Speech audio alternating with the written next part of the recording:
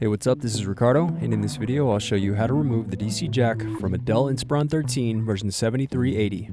If you're looking for parts for this laptop, go to our website and use this coupon for a 5% off discount.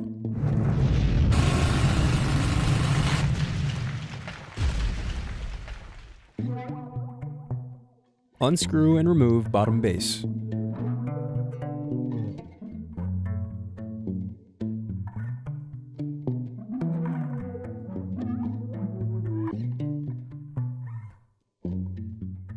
Now unscrew and disconnect battery.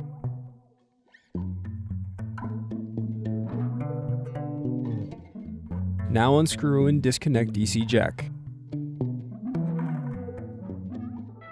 Thanks for watching. Don't forget to like and subscribe if you enjoyed this video. And if you need more, check out this playlist to watch other tutorials for your laptop. You can also click here to find parts for your laptop at partspeople.com.